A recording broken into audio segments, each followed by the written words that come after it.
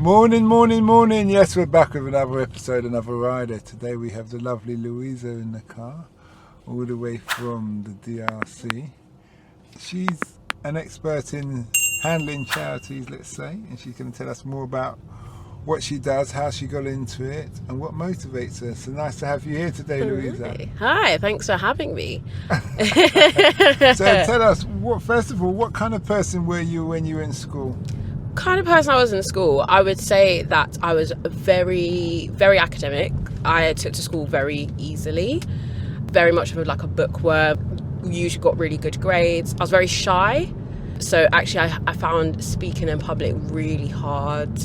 I'd probably say I didn't have that much confidence apart from like when I did exams and did schoolwork. Outside of that, very little. Okay, that's good.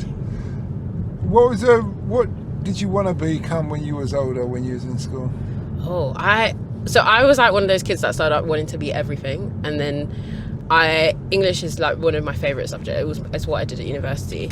So I decided I wanted to be a writer. I wrote a novel when I was like 10 years old, but never got published. But I wrote it. I think I wrote it about like superheroes because I was like really interested in stuff like that. Netflix. Over to Netflix.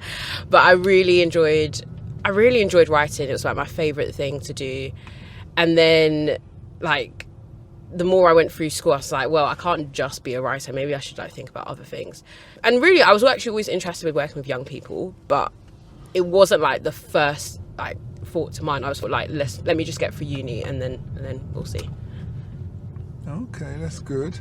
So why writing? Why do you love writing? What is it about?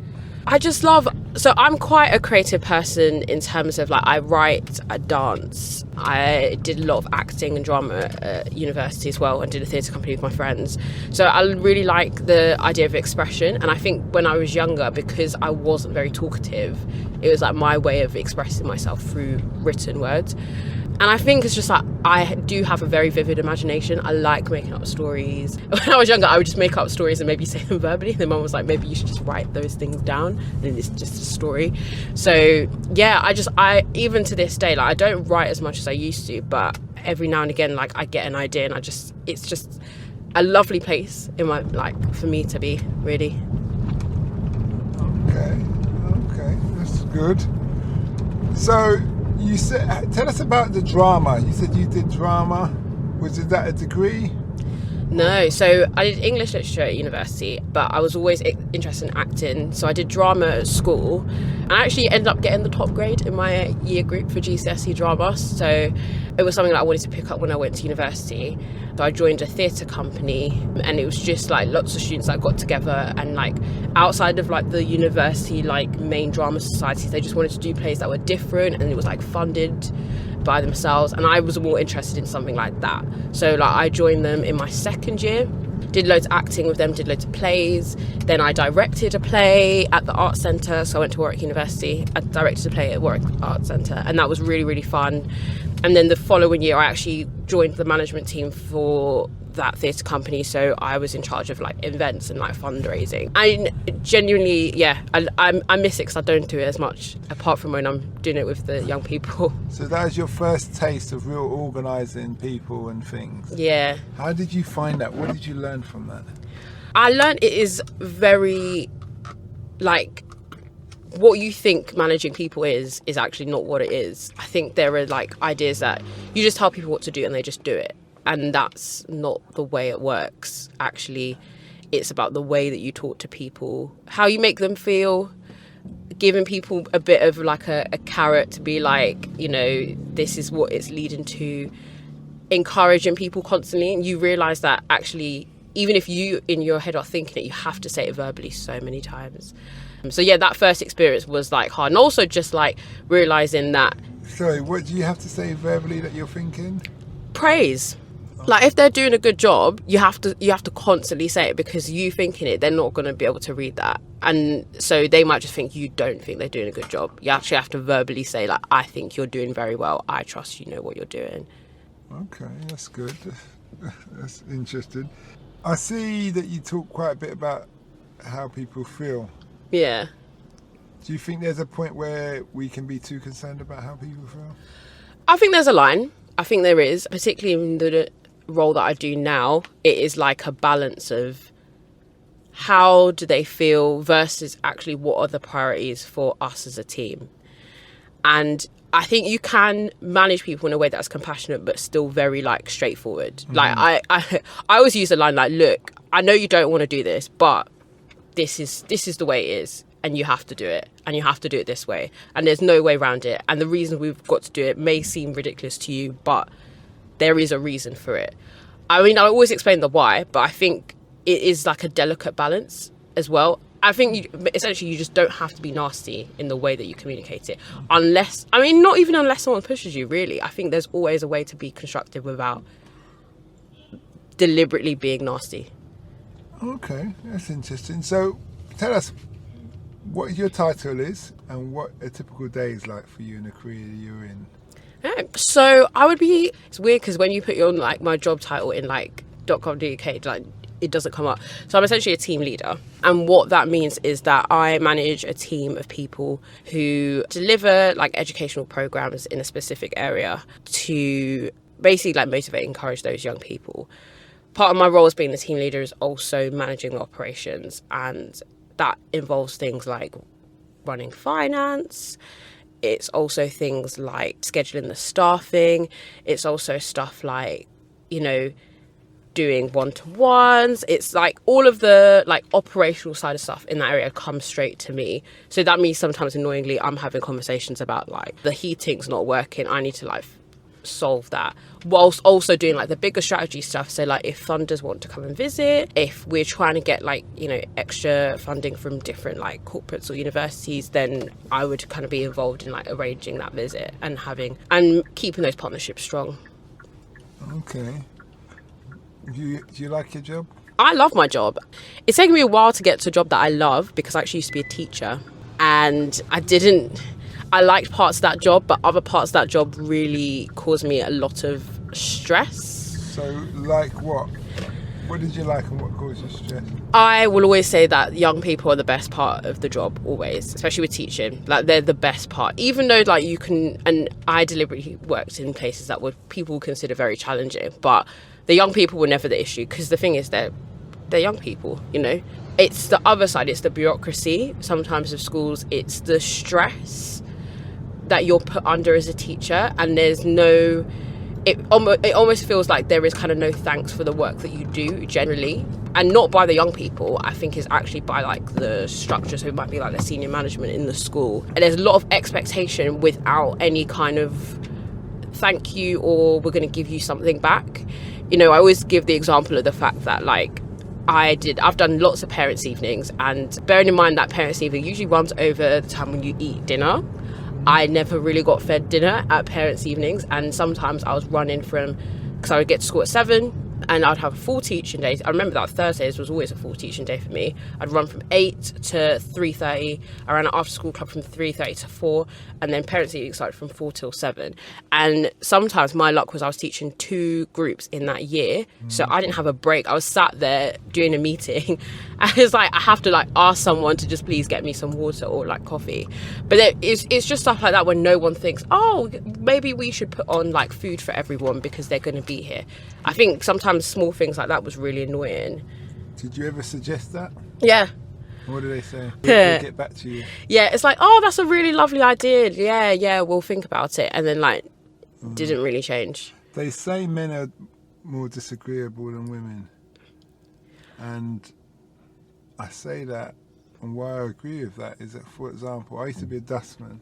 And I used to drive the vehicle to the dustbin. Yeah. And where they had a meeting early morning, people wouldn't turn up. They're not interested. They don't want to hear about your health and safety. They don't want to hear about nothing. They don't care what you said. We just turn it. And some of the dustbin handlers who were tippers, they hadn't been into the office in a year and a half. They just meet you on the roads, and then they do their bit, and then they go straight home in 2 hours, whatever. And the incentive to get them there was to give free sausages and bacon parties. Loads of them. Yeah. So you'd go off about 4 or 5. Yeah. So people would turn up. Yeah. But they'd turn up for the time it takes to eat the food. so you had to talk quickly. So I understand. I smile when you tell me that story because, yeah, I see what you're speaking about. So with this job, did you need a degree? Yes, I did. It was part of like the entry requirements to get this job. Do you find that the degree actually helps you for what you wanted to achieve? I always say that I don't really use my degree anymore. The first degree, don't really use that one. You got two. I've got PGCE as well. Sorry? I've got my English degree, and then I did what you call a PGCE, which I think has changed now, but it's what you have to do to teach in the UK. You have to do PGCE. Teacher training. Yeah, and you get a degree after that. So that one's definitely more useful. I think that's more applicable to my world of work now. I guess the English stuff is not as useful. But it's articulation, isn't it? Writing and articulation. Yeah, I suppose. You're doing that now. Yeah, I suppose it's more like the communication side of things, skills of analysis, being able to critically think. I do wish I'd taken more of an opportunity when I was like studying to really read more of the text. I don't know. I just appreciated. I have a retrospective appreciation for like all the texts and stuff that I got to read because I think I learned a lot in terms of the text and stuff. But yeah. Okay, that's good. What have you learned that you wish you knew when you started throughout your career? Not to go in timid, and you need to like go in with you have to go in with confidence and like backing yourself. I think I did this thing, especially the first maybe 2 jobs that I did, is that I went in like really like nervous. I came across very nervous, and I always think about this because when I left the you look young, first job, as we discussed already. Yeah, guys, she looks about 17, 18. That's really nice. I'm gonna take that. You can take it. But yeah, no, I literally when I left my first job, my head of department said something really, which has always stuck with me, which he was just like, when he first met me, he was like, these kids are going to eat her alive. There is no way she is going to like be, like good. And then the more I started opening up, he was like, this is it. This is what you should have come in like. And he was just like, I think you come in a bit like you sort of underplay yourself when you like go into new situations.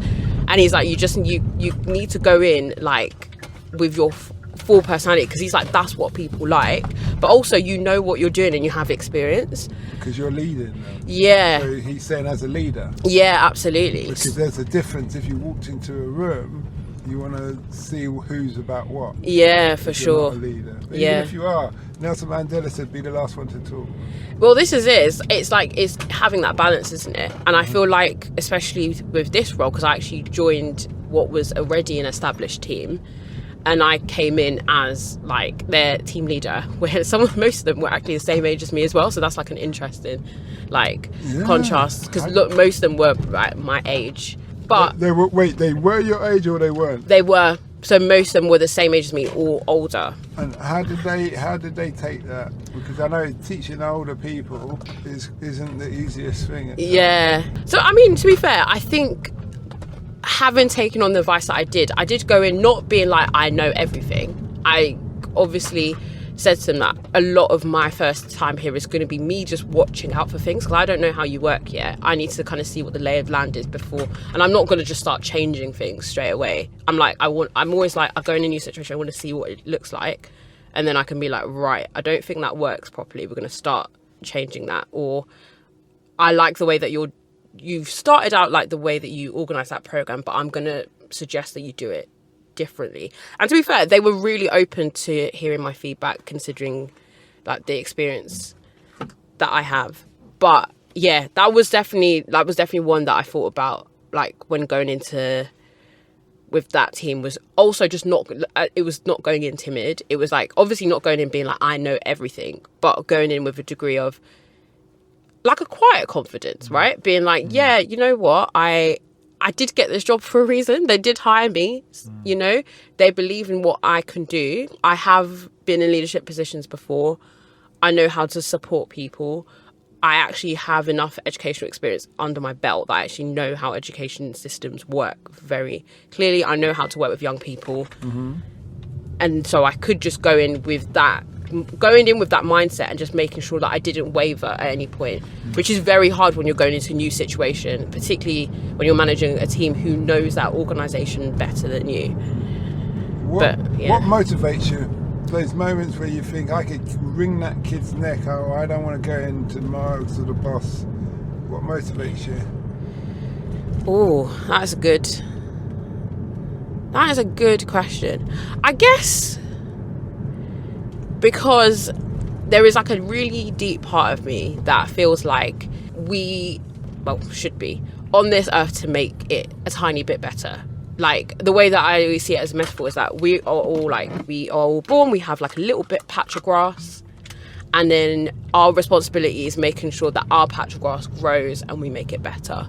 And so I think that gets me through the times when it's like, it's really challenging and I'm just like, oh, this job is so hard. But it's just like, remembering why I'm doing it is because actually I believe in using my life and everything that I can to make my part of the globe better. And if that means that I am positively helping that young person, you know, I might be like one adult in that young person's life who's actually like, I'm not giving up on you, I'm going to keep encouraging you, I'm going to keep supporting you, then that is all really I need. And to be fair, that has got me through the times, especially when I've had really challenging classes and I've been like, I hate this, I can't do this anymore. And then just thinking about, actually, look, it is, I can do something here. It's going to be hard, but I could do something here. And to be fair, some of those challenging groups have been my favourite ones and the ones that have been the saddest to leave, ultimately. That makes sense. If you could do it all again, what would you do different? If so, why?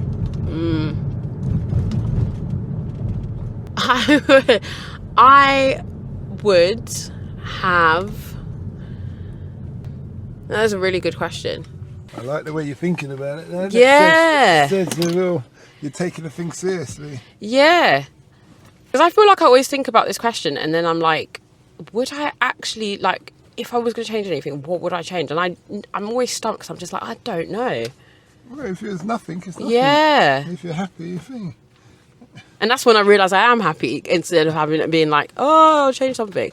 So yeah, ultimately, I don't think I would change anything. Yeah. You wouldn't change anything.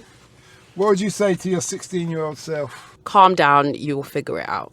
Like, take a breath. I was very stressed, 16-year-old. I was like, I need to figure it out all now. Like, literally, it's fine. And as a follow-on, you got another young student who wants to follow the routes that you have followed. What would be your advice to them? Do they need a degree? Should they get work experience, apprenticeship? I would say definitely get some work experience in schools if they can. I know that, like, I got work experience when I was in year 10. I worked in a nursery, but getting as much work experience as you can will help you figure out where you are best placed. I think a lot of people, especially in education, make the mistake of, without much experience, going like straight into, right, I'm going to go straight into teaching, or I'm going to go straight into charities. But having enough experience, doing some volunteering as well, you can do lots of volunteering. There's so many charities that offer like volunteering experience for especially like students between the age of like 16 to like 21, being able to be mentors, being able to tutor. Getting your experience is like definitely the key, I think. Now, we spoke about what you do in the job, and you were speaking earlier about the kind of setup that you have to consider. Can you run over that again? Yeah. So one of the things is that when we like set up new places, it's important just to think about like the communities that we're serving. So particularly like where I'm located at the moment, it's important for us to think about like how close we are to the schools we want to work with, the communities that we want to work with. How do we get the message out there? How do we ensure that, like, you know, parents and families can access us? How do we make sure that what we're doing is relevant as well? That's one thing I always talk to the team about, like making sure everything that we do is relevant for the young people that we are working with specifically. So yeah, those are some kind of things that you have to like bear in mind each time. And this comes in under due diligence. Yeah. So you manage the due diligence. Is there anything else that someone should know? And how long is that period of time? Is it 6 months, a month? Yeah, so it takes about 6 months really before you kind of like find somewhere good. And yeah, I guess it's also just things like health and safety, isn't it? And like just making sure that can people actually be in that building, for example, that you found. Okay, that's good. What does the future hold for you? What does the future hold? Well, actually, interestingly now, you are taking me to the new place that I am about to live, because I'm moving in with my partner, which I'm very excited about. So that's like a big step. I guess also, I would like to work in more charities or organisations that do a little bit more international education work. I don't necessarily have direct experience of that, but it's something that I am interested in learning. I would like to go back and do a master's degree as well, if I can. So then you would have 3 degrees. 3. Yeah, I'm going to rack them up. Yeah, that's the long-term plan. Okay. But why would you want to get another master's? Why would you want to do that? The thing is, my international knowledge, especially for stuff like international development, is not great. And I know very well that in the sector that I work in, having a qualification to sort of back that up does help. So that would just be also because I just miss learning as well. So there's like a huge part of that. I don't always get as much learning I done. admire that you miss learning. Yeah, I miss it a lot. My brain is like missing learning theories and things. Like I read a lot, but it's just like not the same as, you know, going to a lecture. Like I love that the way that my brain is like, oh, I've learned something new. So yeah, every day you want to achieve something like yeah, of course. That's good. Well, it's been an interesting interview. We thank you for your time. Thank you. And we wish you well. Thank you very much. Okay. We hope that episode enhanced your life. We post an interview every day as well as vlogging on our social media channels. Don't forget to subscribe to get our latest episode.